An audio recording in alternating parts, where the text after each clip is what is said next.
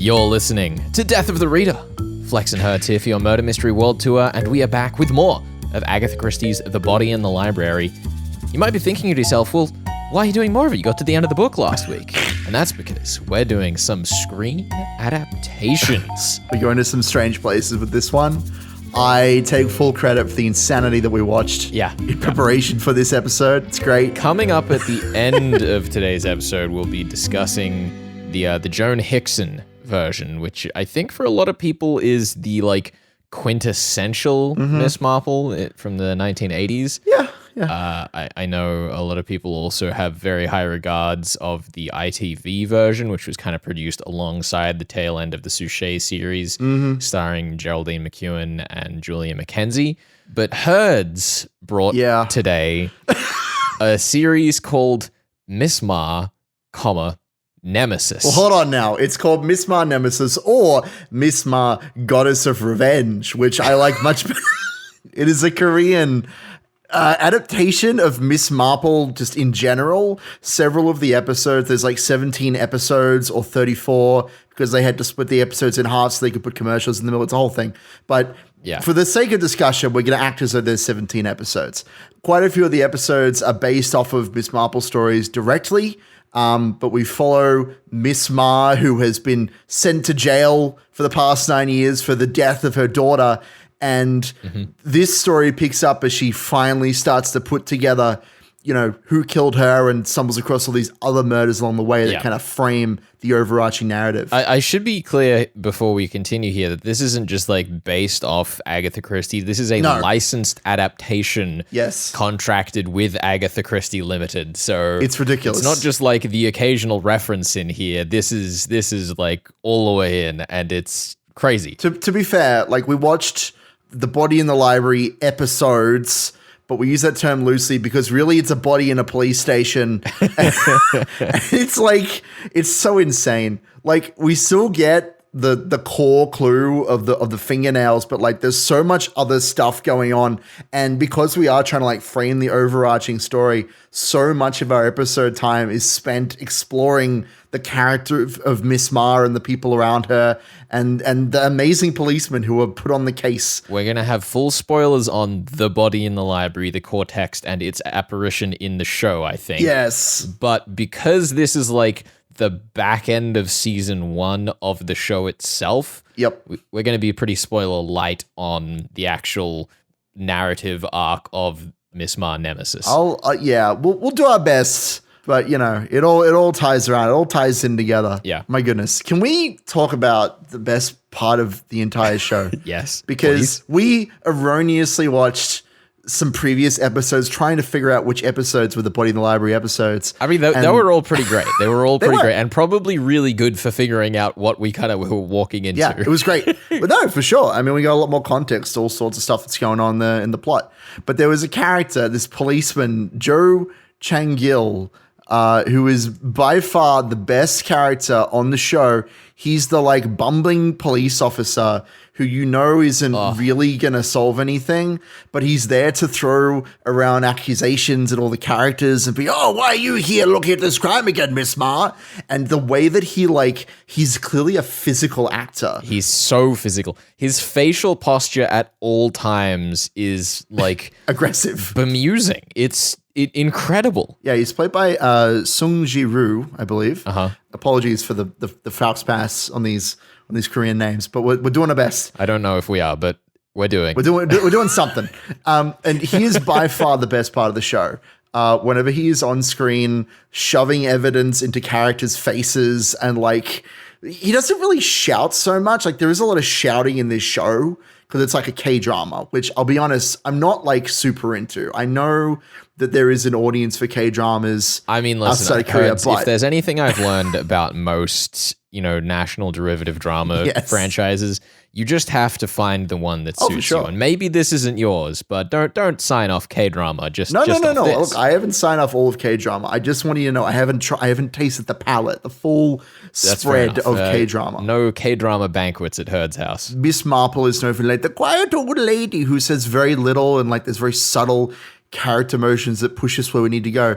But like a lot of her on screen, especially in the like past section, which again we won't talk about too much, but where her daughter's killed and all that stuff, like she is screaming and being thrown around and grabbing people's arms, and like the characterization of the Miss Marple character is so incredibly different to what I was expecting. But I think it still definitely has those bits and pieces of her. I mean, when the police are like interrogating her about what her theory is so far, we still get to see, you know, the glances, the looks. There's one moment where Jo Chung-gi, I believe, even says like, "Oh, you figured it out, haven't you? Tell me what you're thinking." And he just feels like he's a fan of the books, just like, jumping on the moment. I will say, I think my favorite part of her characterization from a like serious sense is that as she's figuring out the body in the police station murder mystery, she's asking these questions of like, well, what about if it was not actually this person, and did it seem like she might bite her nails? But like she looks really sad as she's saying it, like she's almost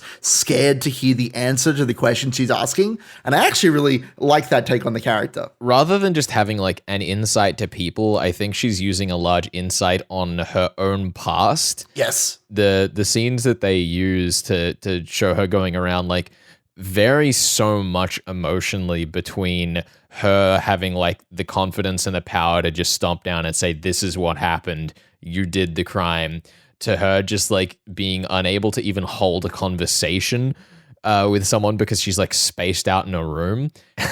And it's kind of bizarre the way that it jumps between those two extremes. I'm pretty sure there was a space out where she goes from like outside someone's house to inside. Yeah. Over the flashback that she has as a result of the space out. It's so bizarre. It's like weirdly entertaining though, I will say. Good grief. One of the things that was weirdly entertaining, and we were disagreeing on this while we were watching the show Herds, is the way that they've used technology, because it's set in the modern day. It's like 2018 or something this show started. Yeah, 2018. I felt that they'd kind of effectively used the modern technology part of mystery as the precursor for the classic mystery, if that makes sense. So like the investigation that Miss Ma is able to go on is on account of the cameras and the fingerprinting and the forensics that has already been done. But you seem to think that wasn't as effective as I was making it out to be. What I thought was interesting was that we did go through that whole technology, like here are the cameras, and the cameras show our Basil Blake stand-in. Who's fantastic, by the way. We should talk about him next. We should. I love his sense of fashion, and he's always throwing out these English phrases. Anyway, for her to come in and use a clue that there were photos, but like the actual clue she's using, the fingernails look different, is not relying on technology at all. And I think it's a good argument for why we still find Christie mysteries compelling, is that the evidence used in those mysteries is not necessarily invalidated in a modern context. Yeah. I think that's how I felt about that. I liked it a lot. Interesting, yeah.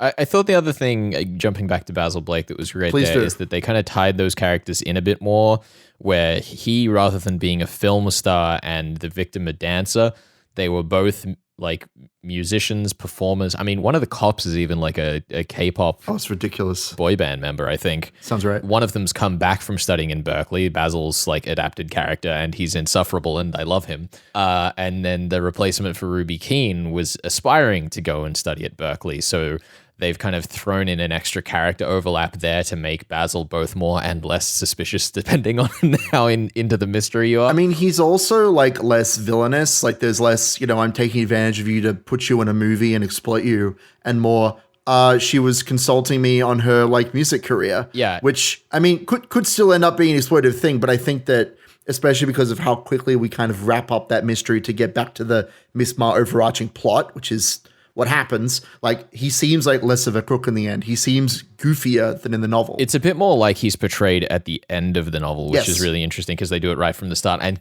got the scene where all of Miss Marple's like gossipy friends are out the front of his house arguing at him while the police are also there is so silly. Fantastic because it's got Jo Chung-gi there as well. It looks like he smelled something foul the entire scene. It's a really great way, I think, of cutting together because obviously in the novel, you have these two kind of strands of scenes that don't have Miss Marple in them. You have the police scenes where they're going around and gathering evidence and getting impressions of the suspects, coming to the wrong conclusion in the end. And then you have the gossipy characters, and there's like all these different households that we go through in the book of The Body in the Library to like show how word is spreading through the village and things are being misunderstood. And it makes perfect sense if we're working in a TV show and we have less time to tell the story, to blend those two scenes to show both the police and the gossipy characters getting the wrong idea in the same scene. The other thing that was really interesting is the way at the end that they like portrayed the culprits. Yeah. Because I think that Josie in the novel was definitely more of the like powerhouse go-getter, whereas like we get to the end of this story and her replacement character kind of says like, oh yeah, you know what? I'm not even gonna like discuss this with you. Go ask my boyfriend to explain why we did the crime. Which was She also kind of crumbles during the like exposure scene where Miss Ma tells us who all the criminals are. It's just one of those things where like the whole vibe I get from this show is that they're trying to balance both the individual mysteries and the overarching story. And I mean, for my personal taste, I think that they spend a little bit too much time on the overarching story that they could be spending to flesh out the individual mysteries. I mean, to be fair to the show, we were jumping in and watching odd episodes to try. Like, yes, I think this is true. The overarching story may be incredibly compelling. And honestly, the bits and pieces we saw of it were like actually really well shot. There were like some fantastic transitions between like flashbacks and present day stuff. Yep. But it is definitely hard to recommend these few episodes on their own.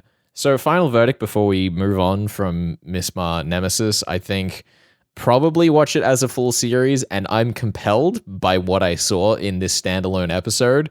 Like the adaptation was not particularly noteworthy, but God, was it fun? Yeah, it was fun. I think it definitely helped that I was watching it with somebody else. I didn't watch this on my own. Yeah, also shout out to the sound design for being the most ridiculously hodgepodge production. So blunt. I loved the sound design. I loved every time we heard the like, how did I describe it? Like the reality show stinger of like, duh, someone's betraying you. It was like watching reality television the way that sound design works. But it's a drama. Like it's a fully produced scripted drama. It's ridiculous. I kind of loved it. Is that how all K-drama is? I don't. The dramatic stings in time with people's eyes turning was terrible. It was also perfectly awful, like perfectly scripted and put together in the worst way. I loved it. Alrighty. Oh, dear. Let's wrap that bit of the discussion there. We'll be back with more of the screen adaptations of Miss Marple and The Body in the Library in just a bit. Stick around. You're on Death of the Reader here on 2SER 107.3.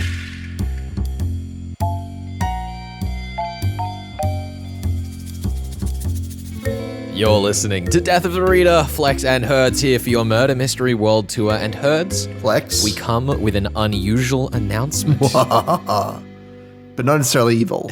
We've been plotting and thinking, and it's been a fair while, I think, Herds, since we were live on air together, live in a studio because of lockdowns and global conundrums. Yeah, but it'd be good to get the band back together at work. Be there, sharing the energy, share the love around, you know what I'm saying? Now, you're listening to this episode either on the podcast or Sunday night at 9 p.m., and I know that because Thursday night at 9 p.m., this episode is never going to air. What? Because we are going to be live for the debut of Death of the Reader Undead. Now it is spooky. Yeah, I think it's going to be a good, slightly more casual time than usual. And I'm excited to get an opportunity to talk about stuff that we normally wouldn't like dedicate 3 weeks to. It's stuff that we wouldn't have time for otherwise. I think that's going to be great fun. Yeah, I mean, I've got next to me on my desk about like 6 books from authors who I absolutely love, but we wouldn't have time to fit into the main show because of the theme of the Murder Mystery World Tour. And I'd still love to get the chance to speak with them. I'm interested in getting into all the TV shows and movies and games and stuff. Yeah, I mean, I know we've just spoken about Miss Ma Nemesis. I'm sure we'd love to get a bit further into that show because that was a riot. I want to know what's actually going on because, look, we only covered the one mystery, but there is like a storyline arc. It'd be great to dig into that for a bit. Speaking of ridiculous East Asian dramas, I have a J-drama series I wanted to talk about called The Case Files of Young Kindaichi, which is the fifth iteration of spin-offs of Kosuke Kindaichi, the famous detective by Seishi Yokomizo, who we covered the case of the Honjin murders back in the day. That was a fun one, wasn't it? There's so many shows that have been recommended to us that I feel like I'd love to sit down and have a go of, but that I haven't had time for, like Only Murders in the Building.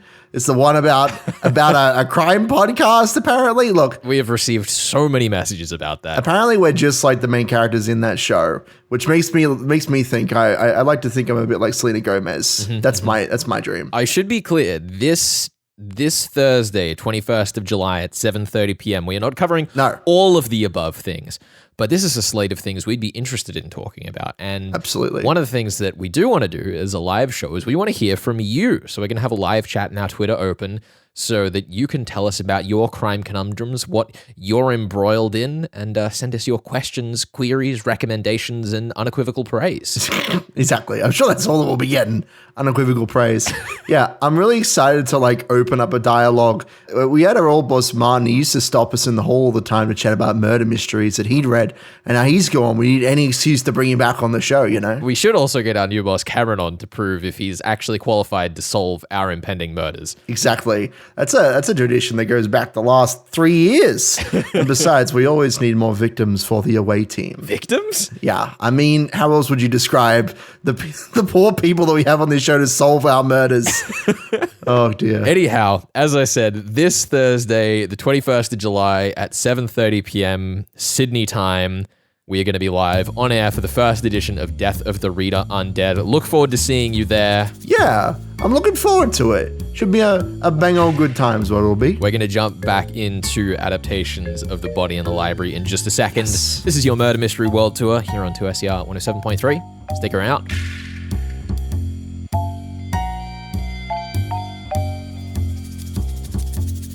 You're listening to Death of the Reader. Flex and Herds here for your Murder Mystery World Tour, and we are here discussing, once again, the almighty, the obscene, the crazy, The Body in the Library by Agatha Christie. This time, though, Herds, we are talking the BBC adaptation, the almighty British Broadcasting Commission, back at it again with Agatha Christie. I was going to say this will be the last one, but who knows? Maybe we'll return to The Body in the Library next year for the Body in the Library special, where we'll see yet another iteration of the old lady with a Tommy gun up her sleeve. Metaphorical Tommy gun. So this was the first in a comprehensive list of Miss Marple adaptations put together by the BBC, featuring Joan Hickson as Miss Jane Marple herself. Curiously, though comprehensive of all of the Miss Marple novels, the ITV Agatha Christie's Marple series actually covers more stories because it apparently introduces Miss Marple to Christie novels she wasn't originally in. What? Just so they could have solve more mysteries and have a through line? I guess so. That's so interesting. I mean, when they had... I'll have to watch that next. When they had such a long-running franchise as Poirot going alongside it, I guess they just wanted to keep it going for a bit longer. And I mean... Kind of keep going, yeah. From memory, they're pretty good, but this was years ago that I watched these, so I cannot say with much authority, to be perfectly honest. Yeah, well, the BBC one was made in 1984, so we're going back a bit. We're going back to the years of quaint, comfy, mildly adventurous murder mystery. And can we get into that? Look, I'm just saying the best part of this entire adaptation is how they give, as you were kind of saying in the ITV version, they insert Miss Marple into more Christie novels. Yeah. In this adaptation, it's 3 episodes long, so it's 3 hours worth of Miss Marple shenanigans, and they make her much more of a protagonist alongside Mrs. Bantry. You thought that was the best part. Well, that's what I'm saying. It's bizarre, and I kind of love it that they're like, oh, let's go stay at the Teignmouth for a little while. And they watch the dances. They meet much more of the characters. Miss Marple's bursting into police officers to say, I figured it out, but I can't quite remember what it is. I do want to say, it is fun. I do enjoy it a lot, but it also, I think, is one of the core weaknesses of the story because, one of the things you were pointing out in the novel is how how much of a treasure it is whenever Miss Marple spots a clue and Christie leaves a little note like, small glance from her eyes. But in this adaptation, they like kind of make her feel a little bumbly. She is bumbly. She's like, oh goodness, this clue, I don't quite know what to do with it. The interesting thing is they did keep in those moments, but the way that they signify it is not just like a piece of narration, because this is an audiovisual media. Yes. And the way that they signify those moments in this adaptation is with this like fairy tale music that plays, these like bells and chimes to give you an indication that Marple has figured something out. But you're right, she does it in a very like scatterbrain kind of way, and that's so that they can both. I mean, this is something again that we talked about during the novel. They're like that's so that they can have her be on screen and actively solving things, but not just say who the killer is, because as with the novel, we still keep a lot of the moments where she says, oh, it's like the frog jumped out of the clock. Yeah. And, oh, it's like she isn't real at all. All these little lines that in the book are indicators that she's figured out the mystery very early, but is trying to figure out the right way to approach revealing what she knows. Whereas in this one, it's more like, I think I figured something out, but maybe not. I don't know. I'm a crazy lady. Yeah. Like it's bizarre. There are a few different like changes that they make. Like I think they exclude one of the police officers. They like raise the amount of money that Ruby Keene was going they to double earn. it. Yeah. 100,000. They add like 8 extra syllables to the word library every time Colonel Bantry says it. It's amazing. My favorite character. I was not disappointed. Look, we will get to characters I'm sure that I was not so happy with, and I know you don't like children, so this will be great for you. But hold on. Wait. Colonel Bantry is my favorite part of this entire story. I love him, and he gets even more screen time, and you know that the production company is like in on the joke of him being this like military man who's long past his prime, because his music theme is a combination of like a military march and the baby elephant walk. Yes. Oh my goodness. Yes, it is very Jungle Book.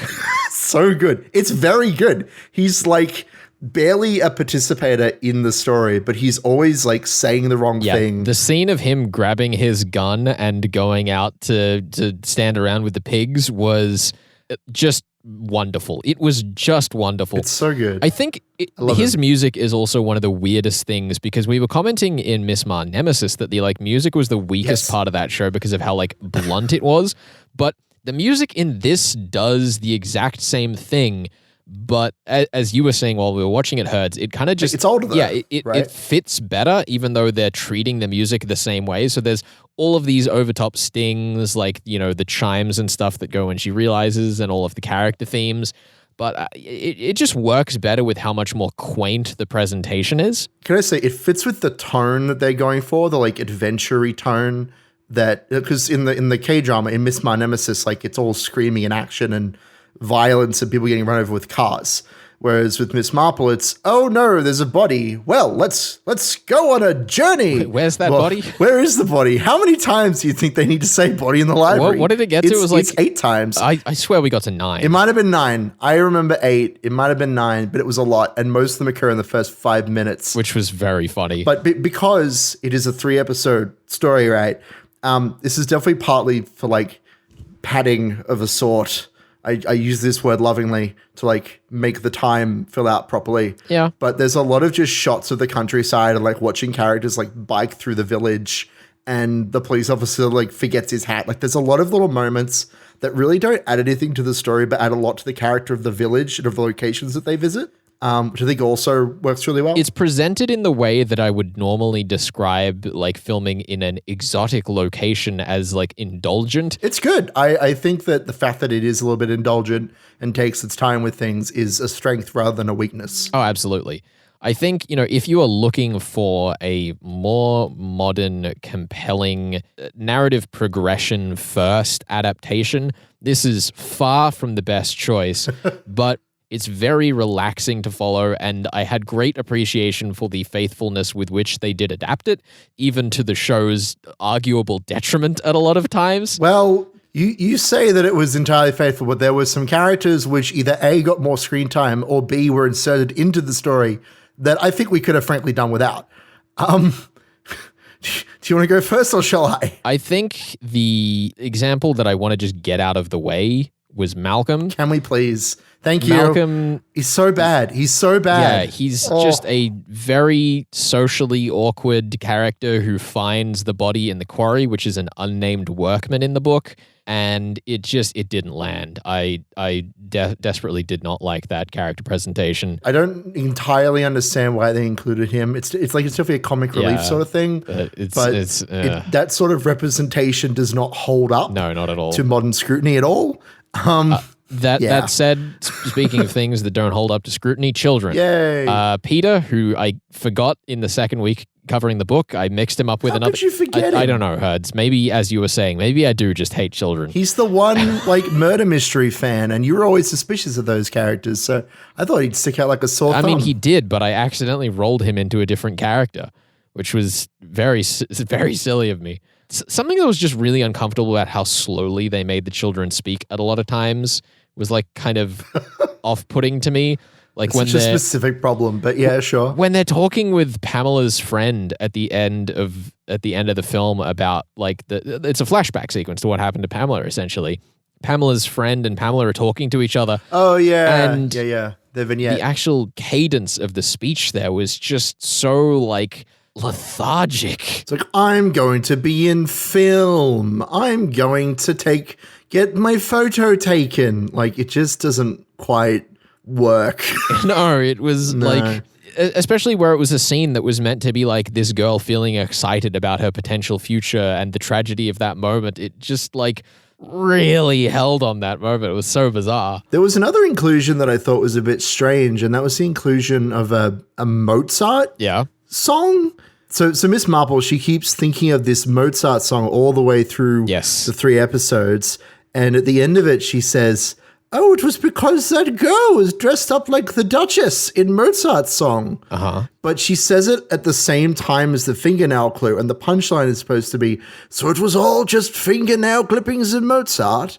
But it could have just been, "It was all just fingernail clippings." I don't know why they felt the need to punctuate the actual, most significant clue in the novel with the one that they inserted and that really didn't go anywhere or have anything actually to do with the character of the criminals or the victim or anything. I don't know. It definitely feels as though they were we should add an extra media to our list of clues, which I think is fair, but you're right in that because they're presented at the same time, they do feel a little redundant. All juxtaposed. But I think that's... At the same time, I do kind of like that it is a clue that is renowned enough to where it feels accessible, but also specialist enough. I couldn't tell you anything about the marriage of Figaro and Susanna's aria, which is the song, without having Googled it, which I have. I was going to say, I could remember the name. It fits nicely that the dead girl has a character theme that is a clue, effectively. Sure, yes, that's fine. It's not amazingly well executed, but I appreciate that it's there. I will say, I was very happy with how they depicted the assassination at the end. Yes. It was pretty close to how we would have done it, which I don't know what that says about either of us, but it was interesting that it was very similar. I did want to say that Conway pulling the gun up from under his bed blanket was the best laugh I've had in weeks. Dude, much in the same way that Colonel Bantry pulls his murder mystery book out of the covers at the start of the film. Yeah. The Bantries are in bed when the maid comes to collect them and tell them about the body in the library. And Mrs. Bantry is like, "Oh, Arthur, I've had such a terrible dream of this thing." And he just pulls this full, dense novel out from under the bed covers. He's like, "Well, you should stop reading these before you go to bed." It's ridiculous. Why do you have that under there? There are far too many murder mystery novels in his bed and far too many guns in Jefferson's bed. And I think, I think that makes an excellent bookend. It's great. Anyhow, Herds, we should probably wrap this bit of the discussion here and bid you farewell until next week when we will be reading The Ghosts of Paris by Tara Moss. We're going to be having our good friend Dom from 2SER on. He's friends with Tara, and we're going to be speaking a little bit about that newly released novel and all of its wonderful crime historical fiction entourage. Also, Slack was the best villain. Oh my God, I love Slack. Next week on the show, we will be covering chapters 1 to 12 of Ghosts of Paris, putting Dom to the test in that particular novel. And before we go, by the way, thank you for those of you who reached out via the email line or over social media, which you can find up at 2ser.com/deathofthereader with hyphens in between those last 4 words. It's really great getting you involved, and to that effect, really looking forward to having you there with us when we go for Death of the Reader Undead on Thursday night, 7:30 p.m., 21st of July, Sydney time. We'll be back then. Looking forward to it. You're on 2SER 107.3.